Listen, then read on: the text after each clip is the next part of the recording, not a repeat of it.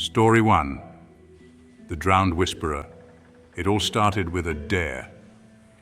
Spend one weekend at the old lake house, my friend Danny said, flashing his signature smirk. The lake house had been abandoned for years, its dark silhouette standing like a sentinel against the backdrop of the misty waters of Hollow Creek. Local legends claimed it was haunted, cursed by the restless spirits of the drowned. I didn't believe in ghosts. I'd spent most of my life scoffing at the supernatural, rationalizing the eerie with logic, so when Danny proposed the challenge, I laughed it off and agreed. I wasn't going alone, though. My girlfriend Claire and our mutual friend Sarah decided to tag along. "It'll be fun," Sarah said, her enthusiasm barely masking her nerves. Claire's expression was harder to read. She had an odd glint in her eyes, like she wasn't entirely convinced this was a good idea. We arrived late Friday evening. The lake house loomed before us, its once pristine white paint now peeling and grey, windows cracked like fractured eyes. The surrounding forest seemed to tighten around the property, a suffocating embrace of shadowy trees and tangled undergrowth. A cold wind whipped off the lake, carrying the faint, fishy stench of stagnant water. As we stepped onto the creaking porch, an unsettling thought struck me. No one had stepped foot inside this house for over a decade. The heavy oak door groaned as it swung open, revealing an interior shrouded in darkness. Dust motes floated lazily in the air, illuminated by the beam of my flashlight. The furniture was still in place, covered in white sheets that resembled ghostly silhouettes. "Creepy," Sarah muttered, clutching her phone like a talisman. Claire didn't say a word, but stayed close to me, her hand gripping my arm. That first night, the house was eerily quiet, too quiet. Even the usual sounds of nature, crickets, rustling leaves, the distant hoot of an owl, were absent. We set up our sleeping bags in the living room, trying to laugh off the unease that hung in the air. At around 2 a.m., I woke up to the sound of dripping water. It was faint but persistent, like the rhythmic ticking of a clock. Drip, drip, drip. Groggy, I grabbed my flashlight and followed the sound to the kitchen. The faucet was bone dry, yet the dripping continued, louder now, echoing through the house. It seemed to be coming from upstairs. Against my better judgment, I climbed the creaky staircase. The air grew colder with each step, and the sound intensified. I stopped in front of a closed door at the end of the hallway. My heart pounded as I reached for the doorknob. When I opened the door, the dripping stopped. The room was empty except for an antique vanity and a large oval mirror. My flashlight flickered as I stepped inside, the beam landing on the mirror. For a split second, I saw someone standing behind me. A woman, her hair dark and wet, her eyes wide and unblinking. I spun around, but no one was there. The room was empty. The air felt heavier, pressing against my chest like an invisible weight. I backed out of the room and slammed the door shut, the echo reverberating through the house. The next morning, I told Claire and Sarah what I'd experienced. Claire's face paled, but Sarah tried to laugh it off. "It's just your imagination," she said. "This place is old and creepy. It's messing with your head." But Claire wasn't convinced. "There's something wrong with this house," she said. "I can feel it." We decided to explore the property in the daylight, hoping to dispel the lingering tension. The backyard sloped down to the edge of the lake, its surface unnervingly still. The water was dark, almost black, and I couldn't shake the feeling that something was watching us from beneath. As we walked along the shore, Sarah stumbled upon an old, rotting rowboat half buried in the mud. Inside, we found a small journal, its pages damp and smudged, but still legible. The entries were dated over 20 years ago and belonged to a woman named Lila. Lila's writing grew increasingly erratic as the entries progressed. She wrote about hearing whispers at night, voices calling her to the lake. She described vivid nightmares of drowning, of cold hands pulling her beneath the surface. The final entry read, "I can't resist them anymore. They want me to join them. Tonight, I'll find peace in the water." That night, the house felt alive. The walls creaked and groaned as if settling under an invisible weight. Shadows danced in the corners of our vision, and the temperature plummeted. We huddled together in the living room, too scared to sleep. At around midnight, the whispers began, faint at first like the rustling of leaves, but they grew louder, more insistent. They seemed to come from everywhere and nowhere at once. "Did you hear that?" Claire whispered, her voice trembling. Before I could respond, the front door slammed open. A gust of icy wind swept through the room, extinguishing our lantern. In the darkness, I heard footsteps, wet, squelching footsteps. My flashlight flickered to life and I saw them. Watery footprints, leading from the door to the staircase. "We need to leave," I said, my voice barely above a whisper. But as we moved toward the door, it slammed shut with a force that rattled the windows. The whispers grew louder, almost deafening. I could make out words now. Join us in the water." Desperate, we barricaded ourselves in the living room. The whispers subsided, replaced by an ominous silence. Then the dripping started again, drip, drip, drip. This time it was accompanied by a low, mournful wail. The sound seemed to come from the mirror in the hallway. Summoning every ounce of courage, I crept toward it. My reflection stared back at me, but then it changed. The glass rippled like water, and the woman appeared again. Her eyes locked onto mine, filled with a sorrow so intense it was almost tangible. "Help me," she whispered, her voice echoing in my head. Before I could react, the mirror shattered, sending shards flying. I stumbled back, my heart racing. The whispers returned, louder and more desperate. "They want you," a voice hissed in my ear. "We couldn't stay another night." At first light, we packed our things and fled the house, leaving behind the whispers, the shadows, and the lake that seemed to hunger for us. But even now, I can still hear them in the quiet moments. The soft, insistent voices calling me back to the water. Sometimes I dream of that woman, her pale face, her sorrowful eyes. She's always standing by the lake, her lips moving silently. And when I wake up, there's a faint dripping sound that lingers in the air. I've come to a chilling realization. The lake house doesn't just haunt those who visit. It follows them, creeping into their lives, their minds. And one day I'm afraid I'll answer its call. The end. Story 2, Phantom Lights on Stillwater Lake. They say the lake never gives up its dead. When I first heard those words, they were spoken by the old man who sold me the keys to the cabin on Stillwater Lake. He said it as a joke, but his tone carried a weight I couldn't ignore. I laughed it off then, eager to escape the chaos of city life. But now I wish I had listened, or at least taken the warning seriously. Let me take you to the night it all began, though I can barely bring myself to think about it. Even now, as I recount this, I can't tell whether I'm trembling from fear or the icy chill that seems to cling to me since that night. It started with the lights. I'd been staying at the cabin for a week. It was a picturesque little retreat, nestled deep in the woods, right on the edge of the lake. The kind of place where you'd expect to find peace. And for a while, I did. The days were tranquil, filled with the sound of rustling leaves and the occasional call of a loon. But the nights? The nights belonged to the lights. The first time I saw them, I was sitting on the dock, a glass of wine in hand, staring out at the still water.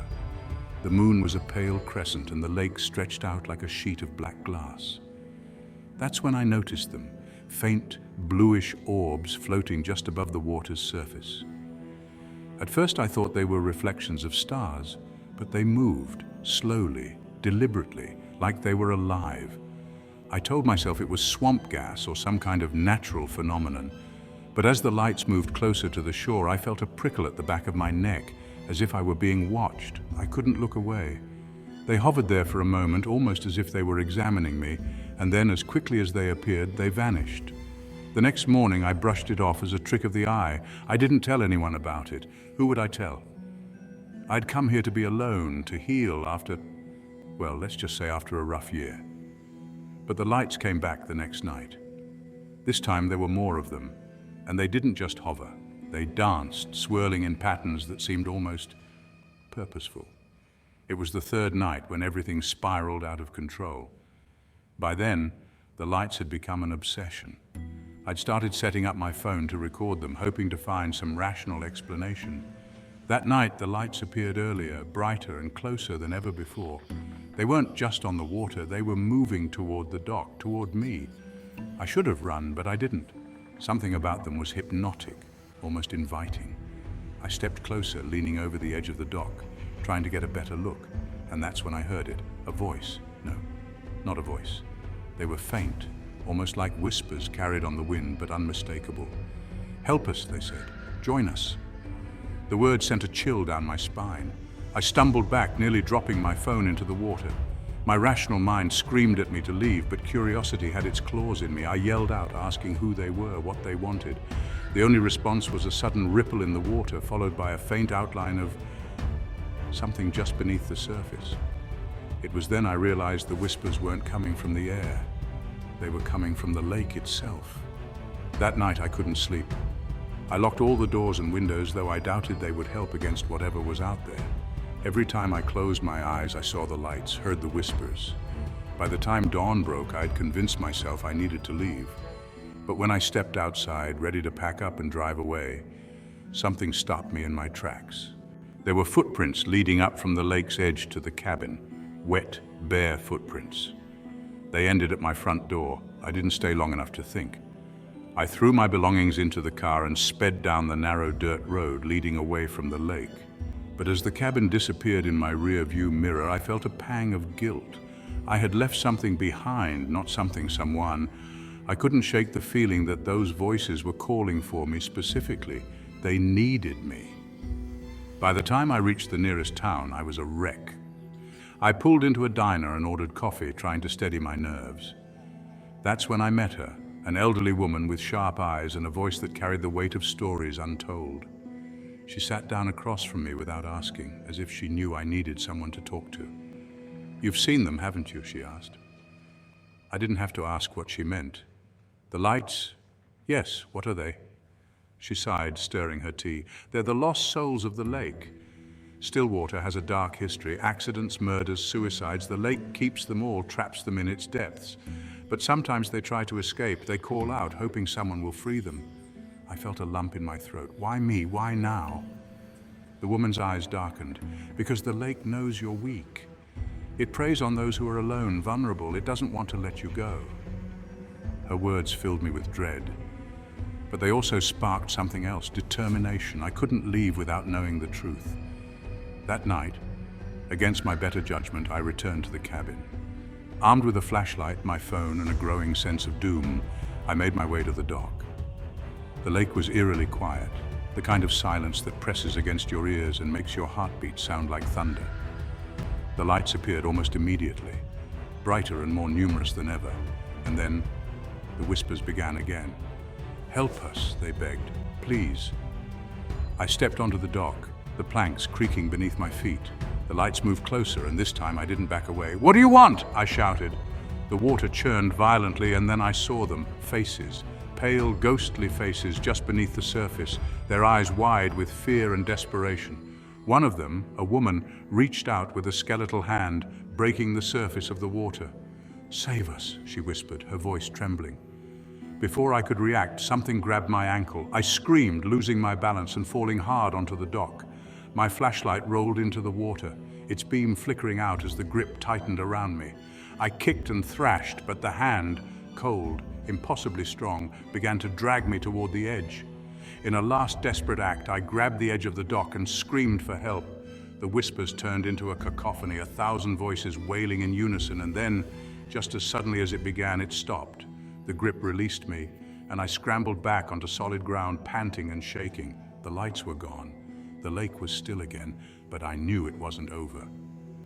I left that cabin for good the next morning, but the lake didn't leave me. Even now, in the safety of my apartment, I see them. Reflections in mirrors, glowing orbs in the corner of my vision. And at night, when the world is quiet, I hear the whispers. "Help us, join us." I don't know how much longer I can resist. Stillwater Lake doesn't give up its dead, and I fear it won't let go of the living either.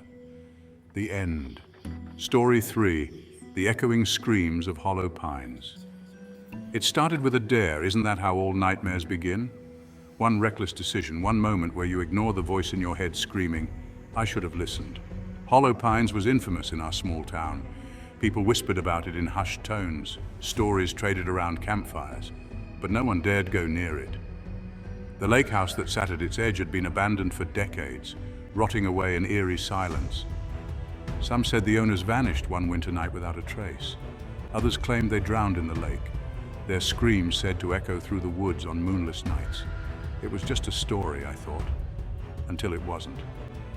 I remember the night vividly. The air was thick with the scent of pine and damp earth, the moon hidden behind a shroud of dark clouds. My best friend Danny, always the thrill-seeker, turned to me with that mischievous grin of his. "Let's check out the lake house," he said, as if it was the most casual thing in the world. "We'll prove to everyone that the screams are just an old wives' tale." "You're insane," I replied, though I'd be lying if I said I wasn't intrigued. I'd grown up hearing the legends, the warnings, but part of me wanted to know the truth.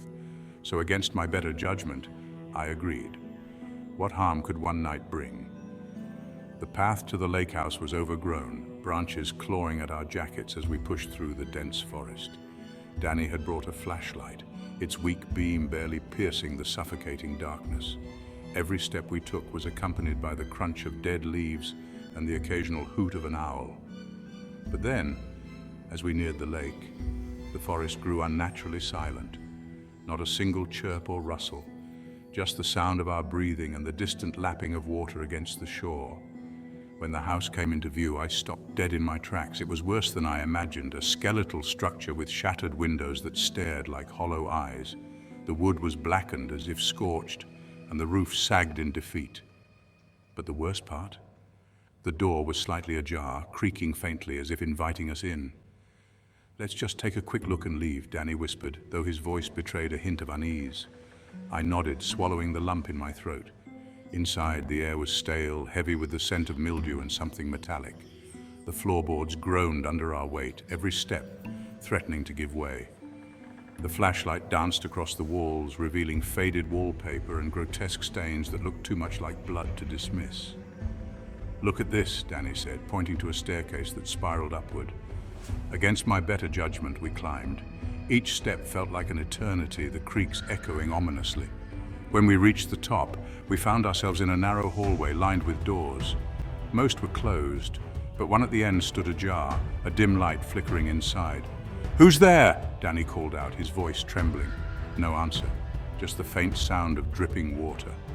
My heart hammered as we approached the room, the air growing colder with every step. When we finally pushed the door open, I felt my stomach drop.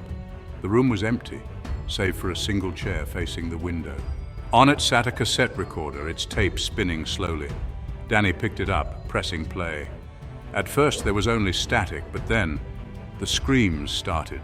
High-pitched guttural wails that pierced the silence and sent shivers down my spine. They were desperate, tortured, and undeniably human.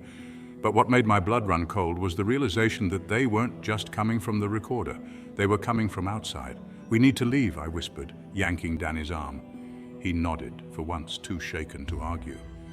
As we descended the stairs, the screams grew louder, filling the house with a deafening cacophony.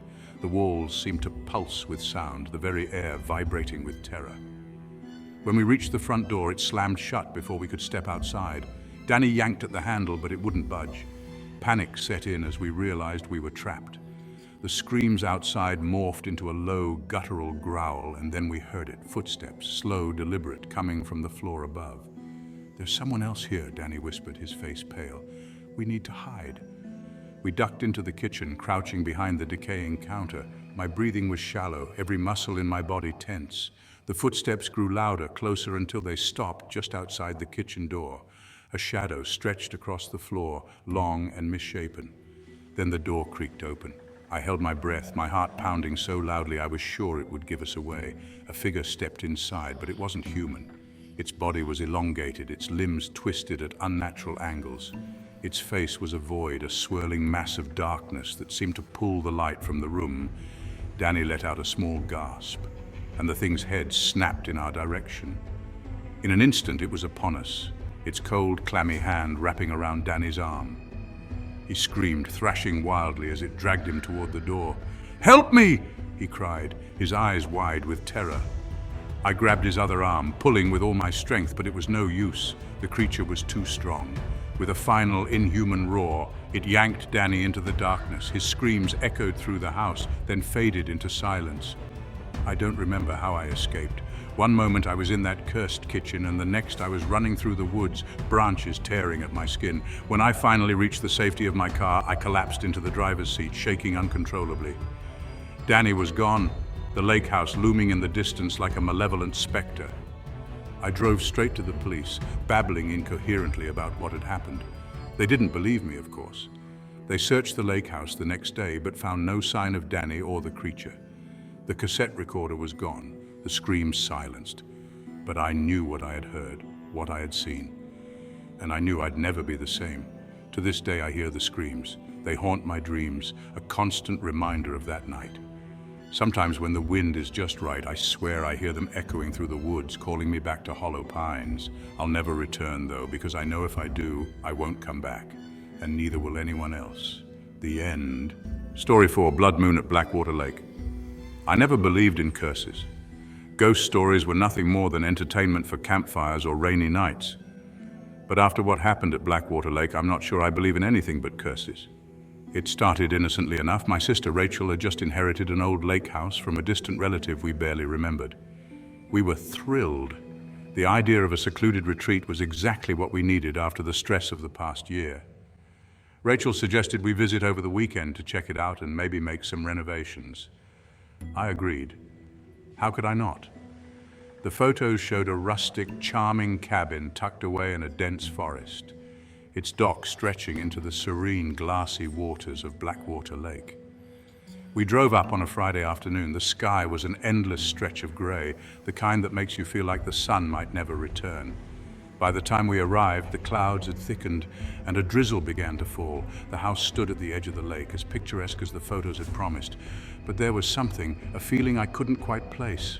The air was heavy, almost oppressive, and the lake itself was wrong. It wasn't the serene blue-green I'd imagined, but a dark, almost black void that seemed to swallow the weak daylight. "It's beautiful, isn't it?" Rachel said, breaking me from my thoughts. She was smiling, but her voice carried a note of uncertainty, as if she needed my reassurance. "Yeah," I lied. "It's great." We spent the first couple of hours unpacking and cleaning up. The house had clearly been abandoned for years, and dust coated every surface. By the time evening rolled around, we were both exhausted and decided to sit on the dock with a bottle of wine. The rain had stopped, but the clouds remained, their heavy presence reflected in the water. "Did you know this place has a story?" Rachel asked, swirling her glass. "Apparently Blackwater Lake got its name because the water's so deep, no one's ever found the bottom." "That's comforting," I replied, raising an eyebrow. "No, seriously, there are legends about it. People say the lake's cursed. Some kind of ritual gone wrong a long time ago. Supposedly every blood moon the lake demands a sacrifice." I snorted.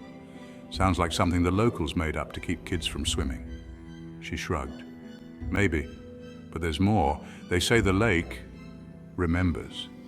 If you don't offer it what it wants, it takes something from you." The words hung in the air, their weight heavier than I'd expected. I wanted to laugh, to brush it off, but something about the way the lake's surface shimmered under the dim moonlight made my skin crawl. That night, I couldn't sleep. The house creaked and groaned as if it were alive, and every sound made me bolt upright. Around 2 a.m., I decided to get up and grab some water. As I passed the living room window, I froze. The lake was glowing. A faint, eerie red light emanated from beneath the surface, pulsing like a heartbeat. I rubbed my eyes, convinced I was imagining it. When I looked again, the glow was gone. I told myself it was a trick of the light or my overtired mind playing games. Still, I couldn't shake the unease that settled in my chest. The next morning, Rachel was already outside when I woke up. She was standing at the edge of the dock, staring at the water. Her expression was blank, her face pale. "Rachel!" I called, but she didn't respond. I walked over and gently touched her shoulder. She jumped, blinking as if waking from a trance. "You okay?" I asked. She nodded but didn't look at me. "I thought I saw something," she muttered. "In the water." "What kind of something?" She hesitated, her eyes darting to the lake and back to me. "I don't know, probably nothing." But the look on her face said otherwise. That afternoon, we decided to explore the area. We found an old bait shop a few miles away and struck up a conversation with the owner, a grizzled man named Hank. When we mentioned the lake house, his demeanor shifted instantly. "You staying there?" he asked, his voice low and cautious. "Yeah," Rachel said. "Why?" Hank leaned in, his weathered face serious. "You need to be careful. That lake's not right. People disappear out there." "Good people." I rolled my eyes. "Let me guess. It's the curse?" Hank's eyes narrowed. "You can laugh if you want, but mark my words. That lake doesn't forgive. If you see the blood moon, you'd best stay inside. And for God's sake, don't go near the water. We left shortly after, and I couldn't shake the feeling that Hank was watching us drive away. I wanted to dismiss his warnings as superstitious nonsense, but Rachel seemed shaken. That evening, as the sun set, the clouds finally cleared, revealing a massive crimson moon hanging low in the sky. The blood moon. I'm not sure why I woke up that night. Maybe it was the silence, an unnatural, suffocating stillness that pressed against my ears. Or maybe it was the soft splash I heard outside, like something slipping into the water. I got out of bed and looked out the window. Rachel was on the dock again, her figure illuminated by the blood-red glow of the moon. My stomach dropped. I threw on my jacket and rushed outside. "Rachel!" I shouted, but she didn't turn around. She was staring into the lake, her body rigid. As I got closer, I saw her lips moving, whispering something I couldn't hear. "Rachel, what are you doing?" I grabbed her arm and she finally looked at me. Her eyes were wide and glassy, her face streaked with tears. "It's calling me," she whispered. A chill ran down my spine. "What?" "The lake, it's hungry." Before I could respond, she broke free of my grip and jumped into the water. I screamed her name and dove in after her. The water was ice cold and impossibly dark. I couldn't see a thing, but I swam in the direction I thought she'd gone. My hands searched blindly, grasping for anything, but there was nothing, just endless, freezing water. And then I felt it. Something brushed against my leg. Not Rachel, something else. It was slimy and cold, and it wrapped around my ankle, pulling me down. I thrashed and kicked, desperate for air, and whatever it was let go. I clawed my way back to the surface, gasping and sputtering, and dragged myself onto the dock. Rachel was gone. The next morning, I called the police. They searched the lake for hours, but found no trace of her. They said she must have drowned, but I knew better. I tried to tell them about the thing in the water, but they looked at me like I was crazy. Days turned into weeks, and I couldn't bring myself to leave the lake house. Something in me refused to give up on Rachel. Then one night I heard it again, the splash. I ran outside and there she was, standing on the dock, dripping wet, her eyes fixed on the lake. "Rachel," I whispered, my voice trembling. She turned to me and smiled, but it wasn't her smile. Her eyes were empty and her skin was pale and waterlogged. "It's your turn," she said. Before I could react, she lunged at me, her cold hands wrapping around my neck. I fought her, but she was impossibly strong. She dragged me to the edge of the dock, and as my head went under, I saw them, faces, dozens of them, pale and ghostly, staring up at me from the depths of the lake. The last thing I heard before the water swallowed me was Rachel's voice, whispering, "The lake remembers." I woke up on the dock, choking on air, the morning sun warming my skin. Rachel was gone again, and the lake was still. But I know the truth now. Blackwater Lake isn't just cursed, it's alive. And it's always hungry. I've decided to leave, but before I go, I need to warn you. If you ever find yourself near Blackwater Lake during a blood moon, do one thing. Stay away from the water, because once it sees you, it never lets go. The end. Story 5, The Shadow in the Boathouse. It started with a single whisper, faint but unmistakable, that shattered the silence of the night. I'd been sitting in the boathouse, a glass of wine in one hand and a book in the other, when I heard it. It wasn't the wind, nor the creak of the wooden beams. No, it was a voice, low and hoarse, calling my name. "Sarah!" My heart leapt into my throat. The boathouse was supposed to be my sanctuary, perched on the edge of Crescent Lake, surrounded by the towering silhouettes of pine trees. It was the reason I had rented this isolated cabin in the first place. I needed the quiet, the solitude to finish the manuscript that had been weighing on my mind for months. But now, as the voice dissolved into the stillness, that solitude felt like a trap. I turned off the small lamp on the table beside me and sat in the dark, listening. The lake was calm, its surface reflecting the pale light of the crescent moon. Nothing moved, nothing stirred. Just as I began to convince myself it was my imagination, the whisper came again, closer this time. "Sarah!" This time I bolted upright. The voice seemed to come from the shadows near the far end of the boathouse. My pulse pounded as I stared into the darkness, my eyes struggling to adjust. I told myself it was just the wine, fatigue playing tricks on my mind, but then I saw it, a shape, darker than the shadows around it, standing motionless near the rowboat. "Who's there?" I called out, trying to sound braver than I felt. No answer. The shape didn't move. It was tall, unnaturally so, and its outline was wrong, distorted, like a figure reflected in a broken mirror. I reached for my phone on the table, but my hand froze mid-air as the shape shifted. It didn't walk, it didn't glide. It just moved closer and then stopped again. The air in the boathouse grew cold, a biting chill that prickled my skin. I grabbed the lantern from the table and flicked it on. The yellow light spilled across the room, illuminating the rows of fishing gear, the dusty shelves, the old life jackets hanging on the wall. But the shadow was gone. The next morning I tried to rationalize what had happened. Sleep deprivation, maybe. Stress, the lake air messing with my senses. But the memory of that voice, of that unnatural shadow, stayed with me, gnawing at my thoughts as I went about my day. By the afternoon, the sun had broken through the clouds and the lake looked inviting. I decided to take the rowboat out, hoping the fresh air and gentle rhythm of the oars would clear my head. As I paddled to the center of the lake, I felt the weight of my unease begin to lift. The water was still, the kind of stillness that made it look like glass, and I could see the dark outline of fish darting beneath the surface. Then I saw it. At first I thought it was a shadow cast by the trees lining the shore, but as I looked closer I realized it was moving against the current, a dark shape beneath the water, circling the boat. My grip tightened on the oars. Whatever it was too large to be a fish.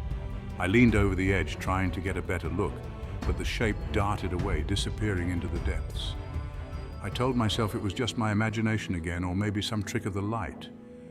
But as I turned the boat back toward the shore, I couldn't shake the feeling that I was being watched. That evening I walked into town, a quaint little place with one main street and a handful of shops and diners. I found myself at the local library, an old brick building with creaky floors and the faint smell of mildew. The librarian, a kind woman named Margaret, seemed eager to help when I asked about Crescent Lake and its history. "Oh, you've rented the McAllister cabin," she said, her expression shifting slightly. "Lovely place, but you've been using the boathouse?" I nodded, suddenly feeling uneasy. "Why?" She hesitated, then leaned in closer. "There are stories about that boathouse, strange stories. People say it's haunted." "Haunted?" I tried to laugh, but the sound came out hollow. Margaret nodded. "Years ago, a man named Thomas Greaves owned the cabin. He'd built that boathouse with his own hands, but one winter night he drowned in the lake. Some say he'd gone mad, others say something pulled him under." I felt a chill run down my spine. "And you believe that?" Margaret's gaze was steady. "I've lived here my whole life, dear. I don't go near that lake after dark." That night I couldn't sleep. The sound of the lake lapping against the shore seemed louder than usual, more insistent. Around midnight, I gave up trying to rest and decided to write instead. I grabbed my notebook and walked down to the boathouse, hoping the peaceful setting would inspire me. As soon as I stepped inside, I felt it. The air was heavy, oppressive, and the faint smell of mildew was now mixed with something else, something metallic, like blood. I turned on the lantern and sat at the small desk near the window, trying to ignore the feeling that I wasn't alone. Then came the knock. It was soft at first. A single tap on the side of the boathouse. I froze, listening. Then it came again, louder this time, followed by the sound of something scraping against the wood. I stood up, my pulse racing, and peered out the window. The moonlight revealed nothing but the calm surface of the lake. I turned back toward the desk and screamed. The shadow was there, standing in the corner of the room, its form rippling like smoke. It moved toward me and I stumbled backward, knocking over the lantern. The light went out, plunging the boathouse into darkness. "Sarah!" The voice rasped, closer than ever. I ran. I didn't stop until I was inside the cabin, every door locked and every light on. I didn't sleep that night. The next day, I decided I couldn't stay another night. I packed my bags, but before leaving, I felt an inexplicable pull to return to the boathouse one last time. I needed to know what was haunting me, what was lurking in the shadows. I arrived at sunset, the sky painted in hues of orange and red. The boathouse loomed ahead, its wooden frame dark against the fiery horizon. I stepped inside, armed with a flashlight and the courage born of desperation. At first, everything seemed normal, but then I noticed the water. It was seeping in from beneath the door, dark and brackish. It spread across the floor, pooling around my feet. The temperature dropped, and my breath came out in visible puffs. The shadow appeared again, but this time it didn't stay in the corner. It rose from the water, its form twisting and elongating until it towered over me. Its face, if you could call it that, was a void, an absence of light that seemed to pull everything toward it. "Why are you here?" I whispered, my voice trembling. The shadow didn't answer. Instead, it reached out with an appendage that resembled an arm, and suddenly I was no longer in the boathouse. I was underwater, the cold pressing in on me from all sides. I couldn't breathe, couldn't scream. Around me, the water was filled with shadows, writhing and whispering my name. Just as I thought I would drown, I was back in the boathouse, gasping for air. The shadow was gone, but the water remained, soaking the floor and my clothes. I ran out, leaving everything behind, and didn't stop until I was in my car, speeding away from Crescent Lake. I never went back to that cabin. Weeks later, I learned that the boathouse had been demolished. The new owners claimed it had been damaged by flooding, but I knew the truth. The shadow didn't want the boathouse destroyed. It wanted something else. It wanted me. Even now, I sometimes hear it. In the dead of night, when the world is silent, I'll hear a faint whisper drifting through the darkness. Sarah. The end. Story 6. Lake Silence.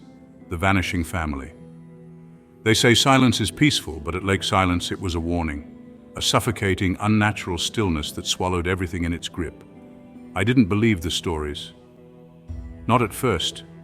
But now, as I sit here alone with nothing but the sound of my heartbeat and the icy stare of the moon reflecting off the water, I can't unsee the horrors I witnessed. I can't unfeel the dread that crawled under my skin that night. It all started when my sister Julie called me in the middle of the night, her voice trembling as if she was struggling to hold back tears. "They're gone," she whispered. "All of them. Mom, Dad, Eric, even Max." Max, their golden retriever, was the most loyal dog I'd ever known. He wouldn't just go anywhere. Something was terribly wrong. "Gone?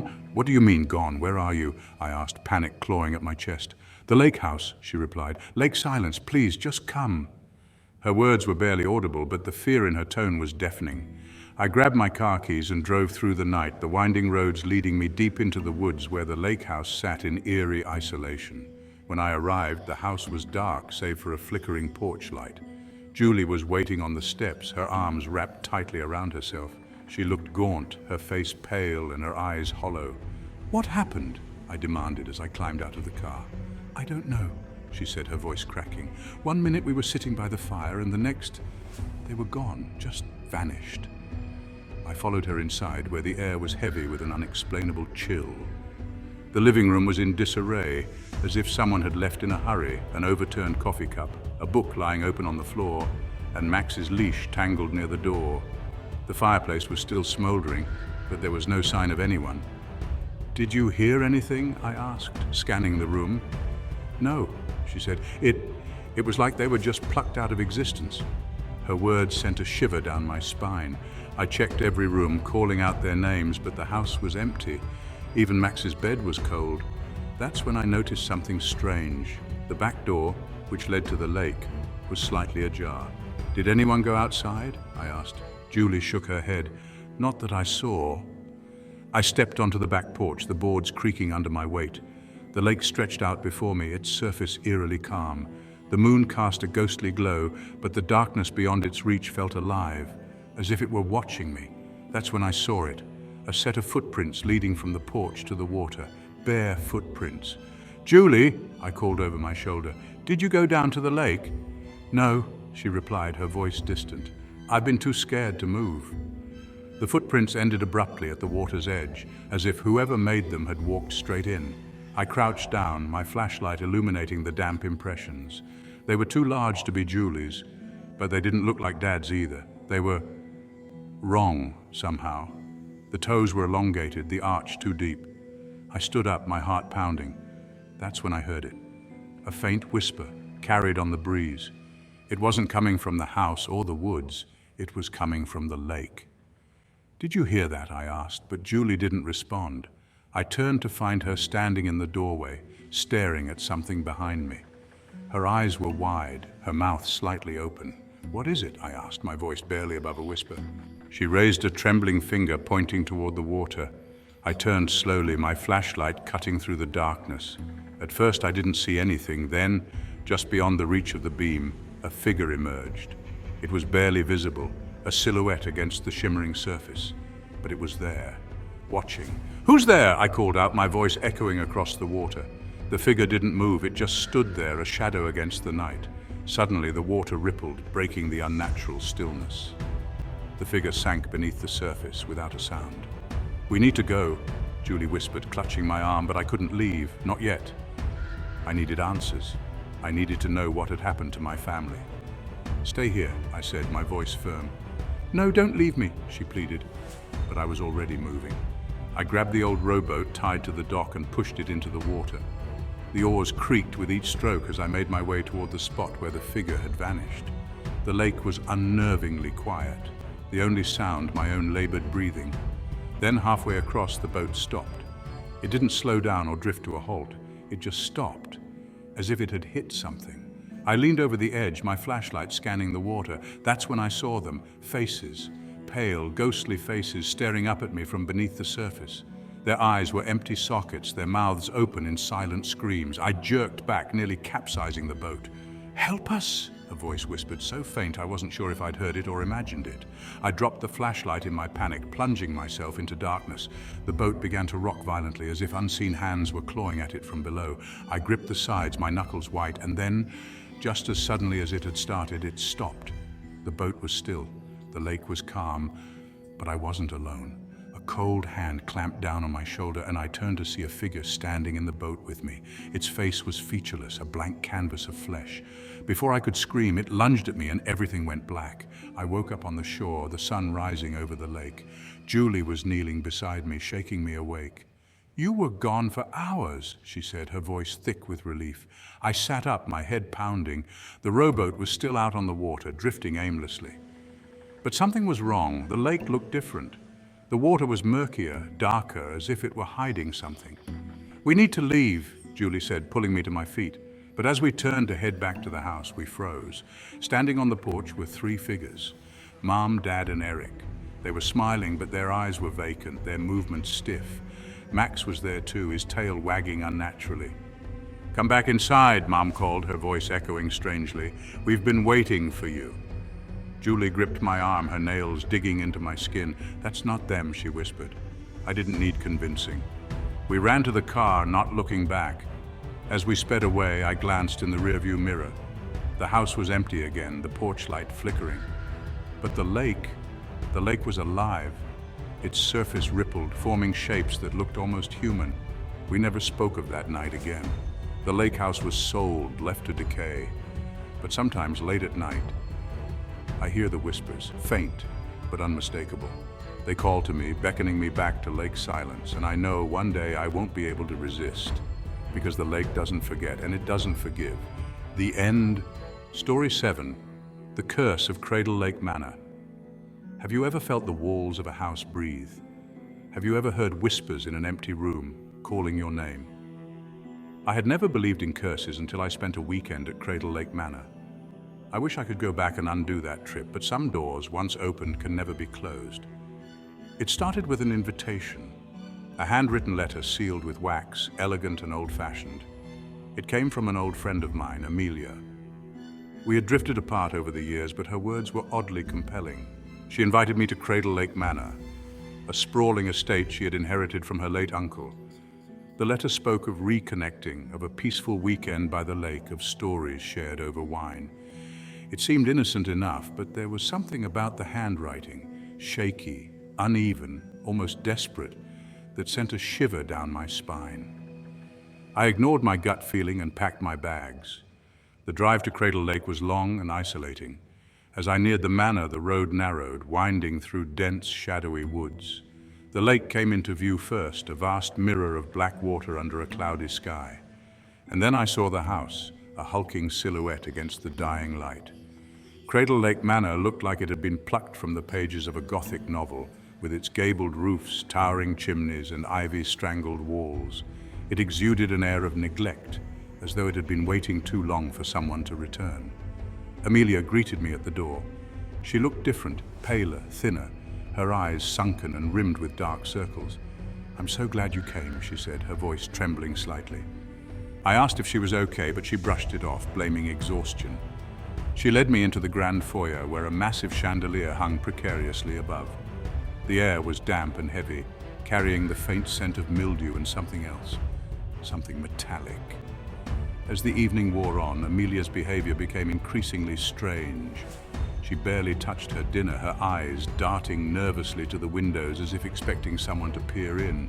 When I pressed her for answers, she finally blurted out, "It's this house, it's not right." I laughed uneasily, thinking she was being dramatic. "What do you mean?" She hesitated, then said, "It's cursed. Everyone who stays here, they either disappear or go mad. My uncle warned me, but I didn't believe him." I wanted to dismiss her fears, but the way she spoke, her voice low and trembling, unnerved me. Still, I chalked it up to her being stressed and tired. We decided to call it a night. She showed me to my room, a cavernous space with antique furniture and a bed that looked as old as the house itself. The first night was when the nightmares began. I dreamed of water, dark, icy water pulling me under, filling my lungs as I struggled to scream. I woke up gasping, the sheets drenched in sweat. That's when I heard it, a faint tapping sound like nails on glass. My eyes darted to the window. Nothing, just the inky blackness of the lake beyond. Then came the whisper, "Leave." It was so faint I thought I had imagined it, but then it came again, louder, more insistent. "Leave now." I bolted upright, my heart pounding. The room was empty. I told myself it was just the wind and tried to go back to sleep, but the whispers didn't stop. They seemed to seep from the walls, growing louder, more menacing. By dawn, I was a wreck. Over breakfast, I told Amelia what I'd experienced. She looked at me with hollow eyes and said, "It's already started." Before I could ask her what she meant, she abruptly stood up and left the room. Determined to get to the bottom of whatever was happening, I decided to explore the manor. The house was a labyrinth of narrow hallways and creaking floors. Every room seemed to have a story to tell. Faded portraits with eyes that seemed to follow you. Furniture covered in sheets as if trying to hide from the light, and mirrors that reflected things that shouldn't have been there. In one of the upstairs bedrooms, I found an old diary. The leather cover was cracked and the pages were brittle with age. It belonged to Amelia's uncle. His entries started off mundane, detailing the day-to-day upkeep of the manor. But as I read on, the tone changed. He wrote about hearing voices, seeing figures by the lake at night, and feeling an oppressive presence in the house. His last entry chilled me to the bone. The lake wants blood. It always has. It won't stop until it gets what it's owed. That evening, I confronted Amelia. She broke down, sobbing uncontrollably. She told me about the history of the house, how it was built by a reclusive industrialist in the late 1800s. Legend had it that he had made a pact with something in the lake to amass his fortune. In return, he had to offer a blood sacrifice every generation. Those who didn't comply suffered horribly. "You should have told me this before I came," I said, my voice shaking with anger and fear. "I thought it was just a story," she whispered, "but after my uncle..." Her voice trailed off and she wouldn't say more. That night, the manor came alive. The whispers returned, louder and more coherent. They weren't just telling me to leave anymore. They were taunting me, calling me by name. Doors slammed shut on their own, and the temperature dropped so low I could see my breath. Then came the screams. Agonized, unrelenting screams echoing through the halls. I ran to Amelia's room, only to find it empty. The bed was unmade, her belongings scattered. Panicking, I searched the house, calling her name. That's when I noticed the front door was wide open. Stepping outside, I saw her. She was standing by the edge of the lake, her white nightgown billowing in the wind. "Amelia!" I shouted, but she didn't respond. She began walking into the water, one slow step at a time. I sprinted towards her, my feet sinking into the muddy shore. By the time I reached her, the water was up to her chest. I grabbed her arm, but she turned to face me. And what I saw made me recoil in horror. Her eyes were black voids, her skin pale and veined like marble. "It's too late," she said in a voice that wasn't hers. Suddenly a force pulled her under. I screamed and dove in after her, but the water was freezing and I couldn't see anything. I swam blindly, my hands grasping at nothing, and then just as suddenly as it began, the lake went still. She was gone. I stumbled back to the shore, shivering and gasping for air.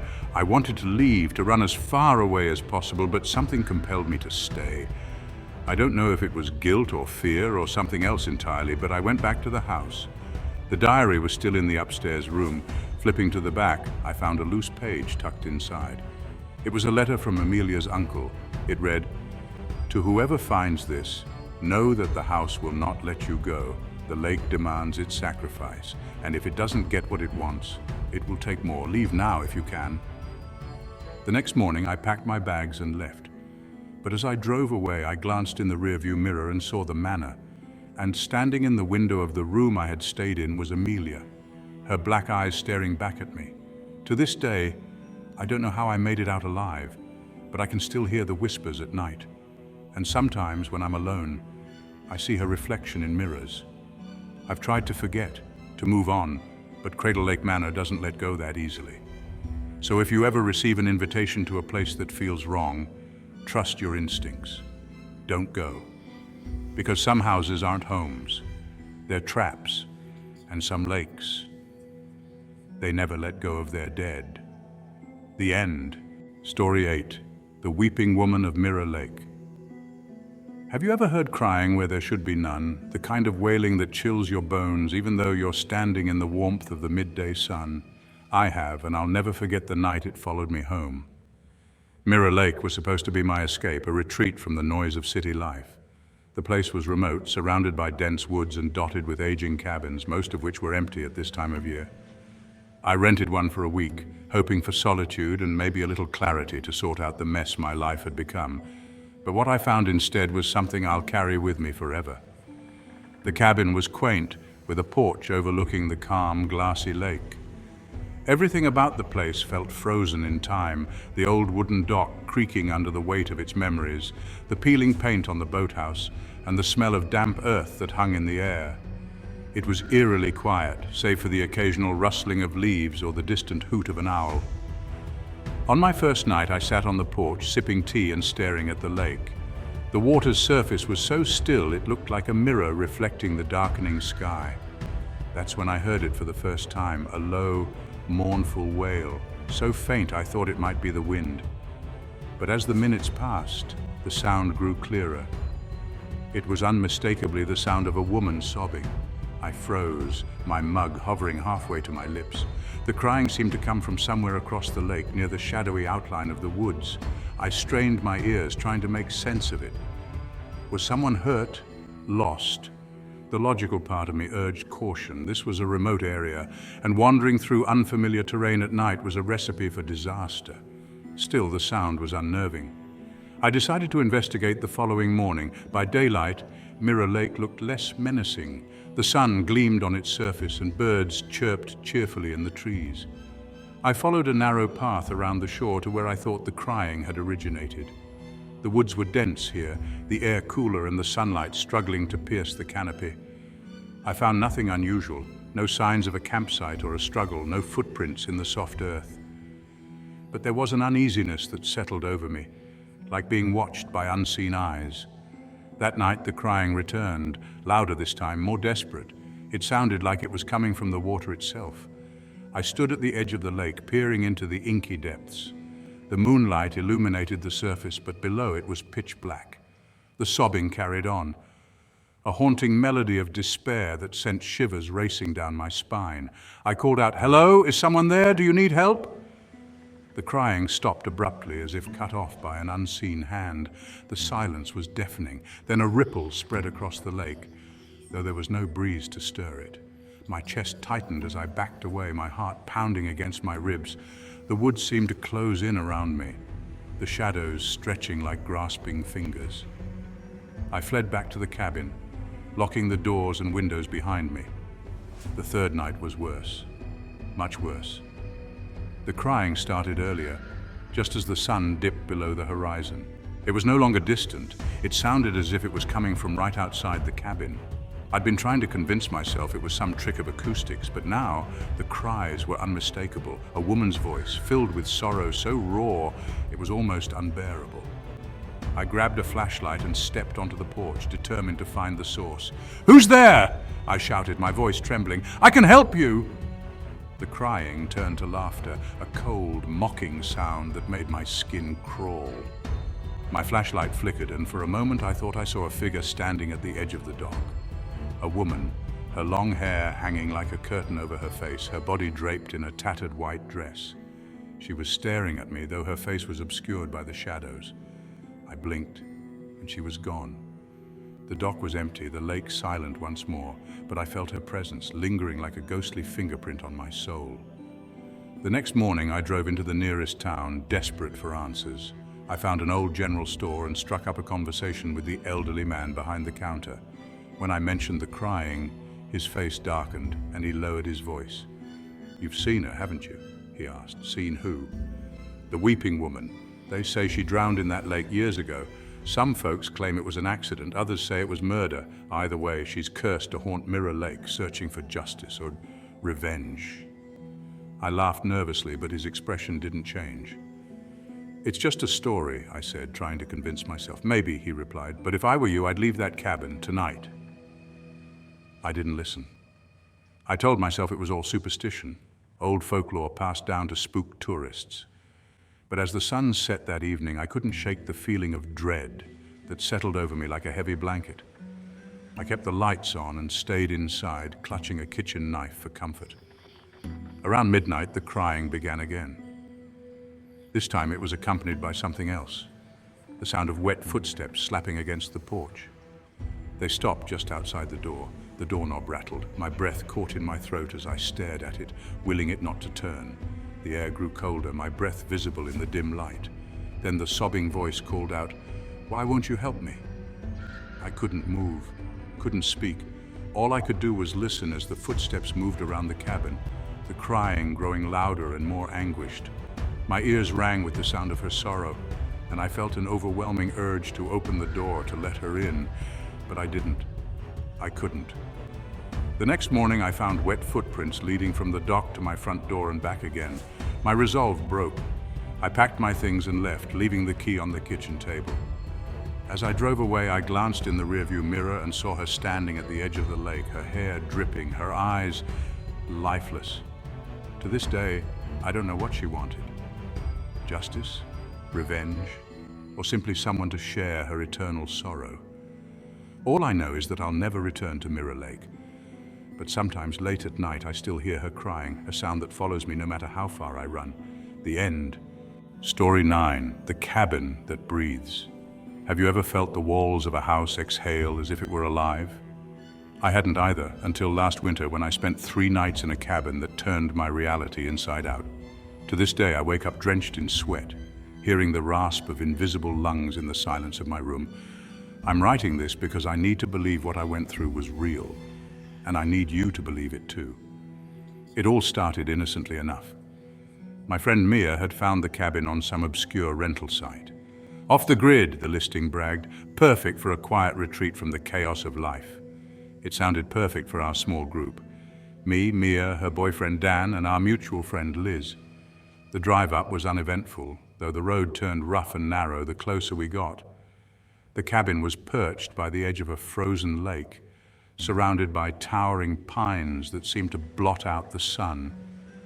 It looked idyllic, at least from the outside. Inside, it was a different story. The air was heavy, as if it had been trapped inside for decades. The walls were old, dark wood, and every floorboard creaked underfoot. There was a fireplace, but it looked like it hadn't been used in years. Yet what struck me most was the strange smell, a mix of damp earth and something sour, almost metallic. "Charming," Liz muttered, wrinkling her nose. We unpacked quickly and tried to settle in. Mia lit candles to brighten the gloom while Dan started a fire. The atmosphere seemed to lift slightly, but something still felt off. I shrugged it off as paranoia. The cabin was old, of course it would have quirks. But that night, the breathing began. I woke up around 2 a.m. to a sound I couldn't immediately place. It wasn't the wind, though it howled outside like a living thing. It wasn't the creak of the cabin settling either. No, this was rhythmic, a soft, labored inhale followed by a raspy exhale. At first I thought it was someone snoring, but as I lay there, heart pounding, I realized it was coming from the walls. I sat up, straining to hear over the blood rushing in my ears. The sound was faint but unmistakable, like the cabin itself was drawing breath. I wanted to wake Mia, who was sleeping in the bed across the room, but I hesitated. It was probably just my imagination. When morning came, I convinced myself I'd dreamed it. But during breakfast, Dan mentioned hearing something strange too. It was like breathing, he said, frowning, but not human. Deeper, slower. Mia laughed it off. It's an old cabin, probably just the wind or the wood expanding in the cold. But Liz didn't laugh. She was quiet, pushing her eggs around her plate. We spent the day hiking around the frozen lake. The cold was biting and the forest was eerily silent. Even the usual sounds of wildlife seemed absent. By the time we returned to the cabin, the sun was setting, casting long shadows across the snow. That evening, while the others played cards by the fire, I wandered into the small library I'd noticed earlier. It was more of a closet, really, with shelves crammed full of dusty books and old magazines. One book caught my eye. Curious, I pulled it out and flipped through the yellowed pages. The cabin, it turned out, had a dark history. It had been built in the 1920s by a reclusive man named Elias Grayson, who disappeared under mysterious circumstances. Over the years, there were rumors of strange happenings, disembodied voices, unexplained deaths, even sightings of shadowy figures. Locals avoided the place, calling it cursed. A chill ran down my spine. I told myself it was just a coincidence, but deep down, I felt a growing unease. That night, the breathing was louder. I wasn't the only one who noticed. "What the hell is that?" Mia whispered, clutching her blanket. We all sat in silence, listening. The sound seemed to come from everywhere and nowhere, filling the room like a living thing. Liz started crying, and Dan, ever the skeptic, stormed out to find the source. He returned pale and shaken. "The walls," he stammered. "It's coming from the walls." By the third day, the atmosphere in the cabin was suffocating. None of us had slept, and tensions were running high. Liz wanted to leave, but a sudden snowstorm had made the roads impassable. "We'll have to wait it out," Dan said grimly. That afternoon, while searching for more firewood, Mia and I stumbled upon a trapdoor hidden beneath a rug in the living room. We stared at it, dread pooling in my stomach. "Should we open it?" Mia asked. "Do we have a choice?" I replied. The ladder led down into a dark, musty basement. The air was even heavier down there, and the sour smell was stronger. We found old furniture, broken tools, and something that made my blood run cold. Scratch marks on the walls, as if someone or something had tried to claw their way out. In the center of the room was a crude altar made of stone, smeared with what looked like dried blood. Mia screamed, and I turned to see her staring at a journal she'd found. The entries were frantic, incoherent, detailing rituals meant to summon the spirit of the lake. The last entry read, "By nightfall, the storm had worsened. The breathing was louder than ever, and the walls seemed to vibrate with each exhale. The cabin felt alive, its presence oppressive and malevolent. We huddled together in the living room, too scared to sleep. Suddenly the lights flickered and went out, plunging us into darkness. That's when we heard it, a low, guttural growl that seemed to come from deep within the cabin. Dan grabbed a flashlight and shone it around the room. The beam landed on the far wall where the wood seemed to ripple and bulge, as if something were trying to push through. Then came the voices, whispers at first, growing louder and more insistent. "Get out," they hissed. "You don't belong here."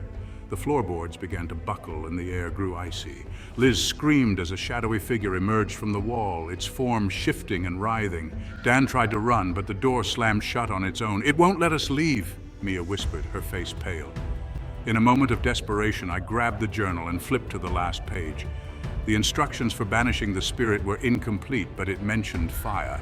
Without thinking, I grabbed a log from the fireplace and set the journal alight. The flames spread quickly, licking up the walls. The cabin roared, a sound so inhuman it made my ears ring. The walls heaved and the whispers turned to screams. We scrambled out just as the roof collapsed, the fire consuming the cabin in a furious blaze. We never spoke of it again. The authorities blamed the fire on an old chimney, but we knew the truth.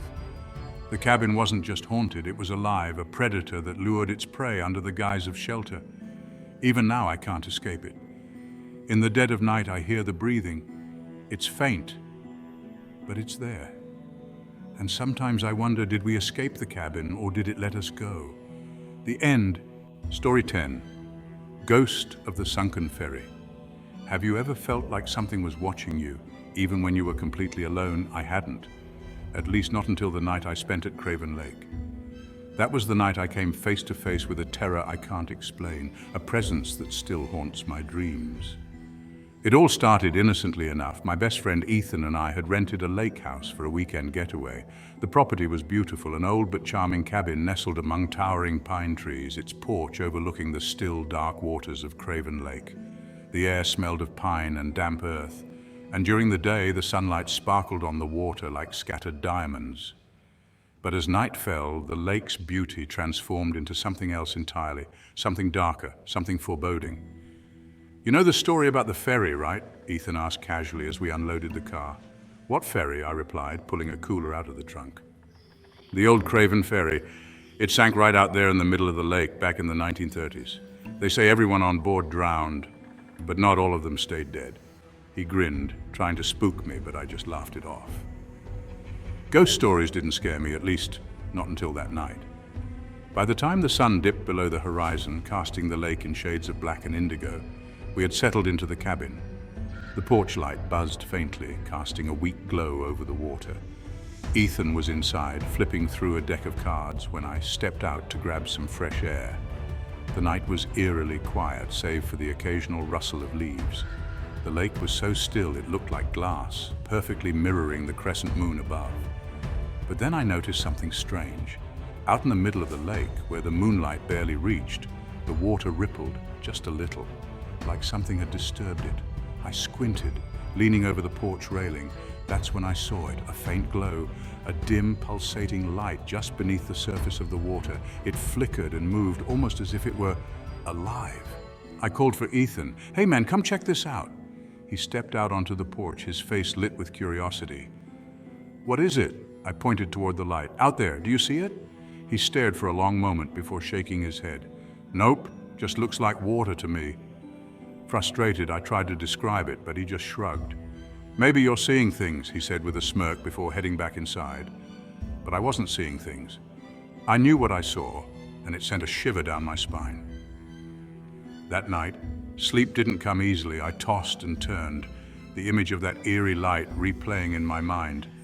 Around midnight, I finally gave up and decided to get some air. Grabbing a flashlight, I stepped outside and walked down to the dock. The night was even quieter than before, the air heavy with an unnatural stillness. As I approached the edge of the dock, I froze. The glow was back, brighter this time, pulsating like a heartbeat beneath the water. It was closer now, no more than 20 feet from where I stood. My heart raced as I leaned over the edge, trying to make sense of what I was seeing, and then I heard it. A low, mournful wail, barely audible but chilling to the bone. It seemed to come from everywhere and nowhere at once. Suddenly the light began to rise, the water churning violently, as if something massive was surfacing. I stumbled backward, the flashlight slipping from my hand and clattering onto the dock. That's when I saw it, a figure emerging from the water. It was a woman, or at least something that resembled one. Her skin was pale and bloated, her hair a tangled mess of black strands clinging to her face, but it was her eyes that froze me in place. They were hollow, empty sockets that seemed to stare straight into my soul. She opened her mouth and that wail came again, louder this time, filled with a sorrow so deep it made my chest ache. I wanted to run, to scream, but my legs felt like lead. All I could do was stare as she began to drift closer, her skeletal hands reaching toward me. "Nathan!" Ethan's voice broke through the trance. He was standing on the porch, his silhouette framed by the light. "What the hell are you doing out here?" I whipped around to look at him, then back at the water. The woman was gone. The lake was calm again, as if nothing had happened. My hands were shaking as I picked up the flashlight and stumbled back toward the cabin. Ethan looked at me like I'd lost my mind. "You okay, man?" I nodded, though I didn't feel okay, not even close. "Yeah," I lied, "just needed some air." But deep down I knew something was wrong. Something was out there, and it wasn't finished with me. The next day, I couldn't shake the feeling that I was being watched. Every time I looked out at the lake, I half expected to see her staring back at me. Ethan tried to lighten the mood, joking about the lake ghost and offering to go swimming, but I wasn't in the mood. That evening, as the sun dipped low in the sky, I decided to confront my fear. Armed with a lantern and a heavy sense of dread, I borrowed Ethan's kayak and paddled out to the spot where I'd seen the glow. The water was unnaturally cold, the kind of cold that seeps into your bones. As I reached the center of the lake, the lantern flickered, casting eerie shadows on the water. I waited, my breath visible in the frigid air, and then it happened. The light appeared beneath me, brighter and closer than ever before. The kayak rocked violently as the water began to swirl. I gripped the edges, trying to keep my balance, when something brushed against my leg. My scream echoed across the lake as I looked down and saw her face staring up at me through the water, her mouth moving as if she was speaking. But no sound came out. Before I could react, the kayak tipped and I plunged into the freezing water. Everything went dark as I was pulled under, my lungs burning as I struggled to break free. I kicked and clawed, but something was holding me down, something strong and unrelenting. Just as I thought I was done for, I broke the surface, gasping for air.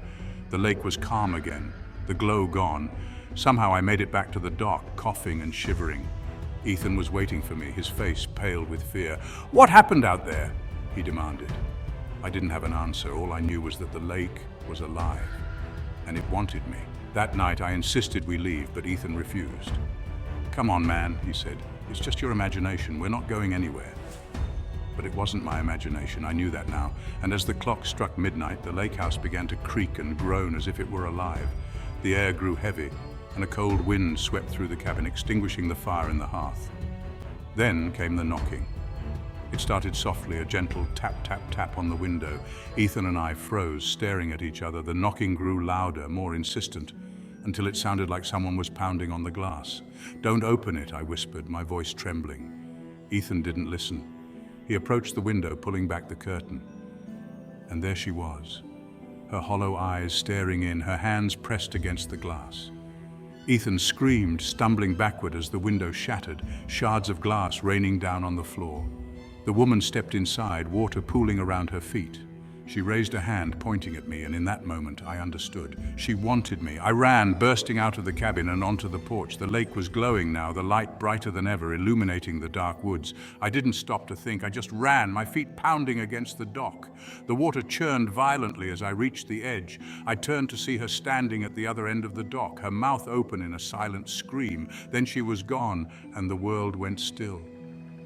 But the terror didn't end there. Even now, weeks later, I can still feel her presence. Every time I close my eyes, I see her face. And sometimes, late at night, I hear the wail of the ferry's horn echoing across the water. Whatever happened that night at Craven Lake, one thing is certain. The ghost of the sunken ferry isn't just a story, it's real. And she's still out there, waiting for her next victim. The end